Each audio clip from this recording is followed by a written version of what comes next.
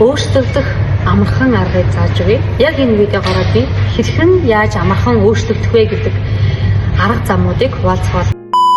Сайн байцгаана уу, намайг Жанаргуул гэдэг. Би даалт ухамсар судлаач. Энэхүү сувг бүртгүүлснээр та нар маань даалт ухамсар гэж юу вэ? Даалт ухамсар яаж ажилладаг вэ гэдэг чухал техникүүдийг мөн мөрөөдөлтөд яаж хүрэх вэ? Энерги гэж юу вэ гэдэг тэр сүнслэг төрөл бүрийн хичээл дасгалуудыг та нар маань энэ суугаараа хүлээж авах болно. Тийм учраас яг subscribe дарж лайк, коммент хийээрэй.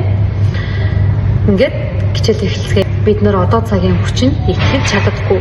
За сүнслэг багш Экхарт Толле хэлэхдээ өөрчлөгдөхийн тулд одоо цагт байх хэрэгтэй гэж хэлсэн байдаг. Одоо цагт байх дадлыг бид нар өөртөө бий болгох хэрэгтэй. Ингэхийн тулд бид нар эхэндээ 4-5 секунд эргэн тойрон болон бүх мэдрэмжүүдийг бид нар мэдрэх хэрэгтэй. Яг одоо цагт танд ямар асуудал байна? Яг одоо та юу бодоод сууж байна гэдгийг мэдэрнэ. Эго бол таныг өдөртөхгүй хэрвээ та одоо цаг дээр байж сурах юм бол. Тийм учраас та нар маань одоо цаг дээр байснараа бид нарын тарих маань шинжлэгдэж эхэлдэг байх нь. Өөрөөр хэлэх юм бол бид нар шинжлэх тэнгэрлэг энергиээр очдог байх нь. Тэгэхээр квант ертөнцтэй бас бид нар холбогдож сурдаг байх нэ. Одоо цаг дээр оршиж тайван байдлыг мэдэрч байх юм бол танаас гарч байгаа тэр цахилгаан соронзон долгионууд квантик тэр фолио дээр очдог. Тиймээс өөрчлөгдөхийн тулд бид нарт одоо цаг дээр здесь сейчас байх хэрэгтэй. Яг одоо байгаа бодлууд, одоо байгаа мэдрэмжүүдээ ажиглаад би юу мэдэрч байна? Би юу бодож байна гэж өөрөөсөө асуугаарай. Одоо та биднэрт бүгдээрэнд нь эрэг бодол бодох сонголт боломж байгаа. Тийм учраас бид нар эрэг бодлуудыг бодох хэрэгтэй. Хүмүүст өнгөрсөнд болсон үйл явдлууд нөлөөлдөггүй, ирээдүйд хүлээлт үүсгэдэггүй, зөвхөн одоогоороо байж чадсан хүмүүсийг сэрсэн хүмүүс гэж хэлдэг. Зүгээр л өнгөрснөөс хичээл аваад, сургамж аваад одоо ашигладаг. Одоо цагт оршдог. Одоо байгаа амьдралаасаа таашаал авдаг. Амьдрал бол амттай. Гэтэл сэтгэл зүйн цаг хугацаан дээр бид нар ингээд нисэж яваад одоо цагийнхаа амтыг мэдэрдэггүй байх нь. Эрэг бодол бодно гэдэг бол сонголт. Хувь тавилангаа өөрчлөхийн тулд яг одоо миний хэлэх зүйлүүдэд анхаарал хандуулах хэрэгтэй. За бидний амьдралд болж байгаа үйл явдал болгон гадны тохиолдлуудаас гадна дотоод ертөнцид бас болж байдаг. Гэвч та тэр дотооддоо төдийлөн анхаарал хандуулаагүй тоохгүй орхидог. Үүний оронд та Facebook дээр болж байгаа хэрүүл маргаан, төрөл бүрийн хэрэггүй мэдээллүүд, Instagram дээр байгаа хин нэгний амьдрал зэргийг харж, ер нь сошиалд байгаа зүйл дээр бид нар маш их анхаарал хандуулдаг. Харин та өөрийнхөө дотоодод болж байгаа зүйлүүд, мэдрэмжүүд дээр та хэр анхаарлаа хандуулдаг вэ? Танд илэрхийлэгдээгүй сэтгэл хөдлөлүүд, мэдрэмжүүд дотоодод дайж байхад та түүнийг хав дараад бүх анхаарлаа гадаад руу хандуулж байна. Гадагшаагаа хандуулж байна. Тиймээс яагаад миний амьдрал өөрчлөгдөхгүй байна? Яагаад надад ийм зүйл болоод байна? Би ямар гин хийсэн гэж гомдолж эхэлдэг. Энэ бол та өөрийнхөө амьдралыг өөрөө хогийн савнд хайсан хүний үйлдэл гэсэн. Бидний амьдрал бол бидний хувь тавилан.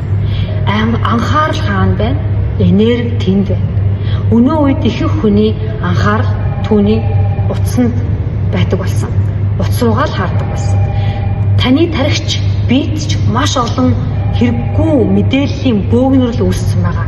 Фэйсбүүкт хэдэн минут анхаарлаа хандуулаад ороод гарахад л таны бодол ямар их сарндаг гэж.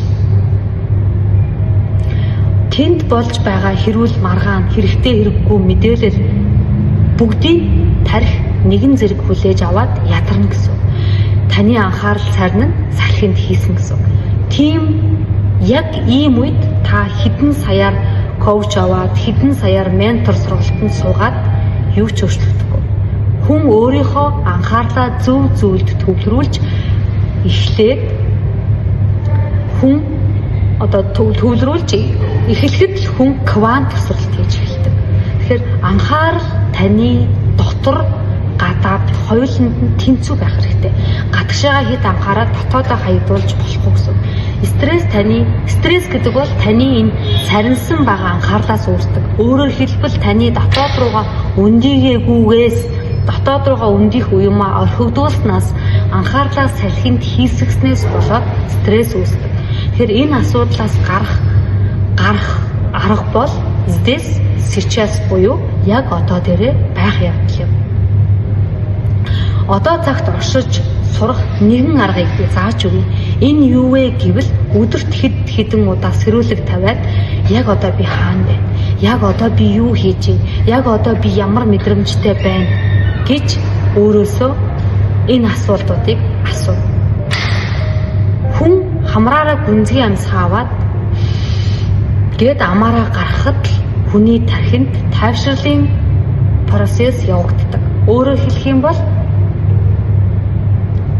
хамраараа орж байгаа агаар, амаар гарч байгаа амьсгал, хөлний ул, гэдэс, нуруу бүгдийг нь та мэдрэх хэрэгтэй гэсэн үг.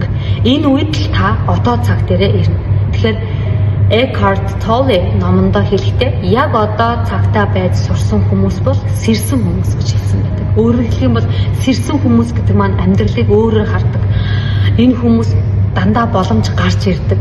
Энэ хүмүүс өөрийнхөө юу болоод байгаа, юу болохгүй байгааг мэддэг хүмүүс гэсэн. Тэгээд мэддэг хүмүүс гэсэн үг. Тийм учраас та хэрвээ яг одоо миний энэ видеог сонсоод энэ өөр дээрээ байх, одоо цаг дээрээ байх здесь сейчас гэдгийг та нар маань өөр дээрээ хэрэгжүүлээд эхлэх юм бол та нар хожимоо надад талархах болно. Би үүнд бол батламжуулж чадна, баталгаа өгч чадна.